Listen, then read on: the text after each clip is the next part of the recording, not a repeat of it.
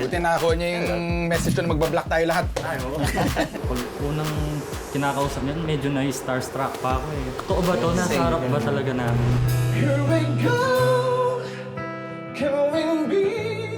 Pinag-usapan kagad namin kung sunod namin gagawin. Kalahati ng buhay namin tumutugtog kami. Walang stop yon dahil ito nga yung hanap buhay namin sa mga bars, hotels, casino. Marami kaming pwedeng gawin dahil nga variety band kami. Halos lahat ng genre tinutugtog namin. Yun, minsan hindi namin alam kung ano talaga yung dapat ilaban kasi lalo na first time namin sa ganito.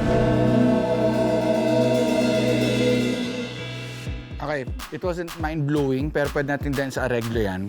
Inis ko lang kung paano natin start na instead na banat agad ng kanta mo agad, yung blending yung yung ganun muna, sobrang galing ng mga kalaban natin. It's a singing contest, we cannot start with that if it's not our strongest ano. So,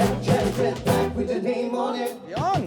Hindi pa kami ganun kasolido yung pagkakabuo namin ng songs. Kaya napag-usapan namin yung paano namin i-arrange, nagbigay ng suggestion si Coach Chito para mas mapaganda. Hey, hey, hey, hey! Ayun na! Yun, no? Yan yung mga pinapaboran ko pag may mga pasalubong na ganito eh. Yan ha. Bakit Cindy yung pangalan niya? Parang ano siya eh, switch. Laging naka-on na switch. Ah, nakasindi.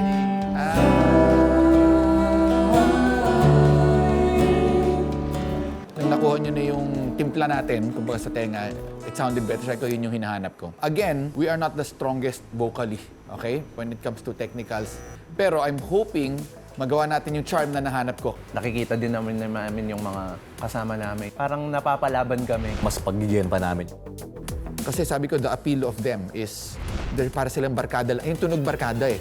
I think that's the same appeal ng parokya na.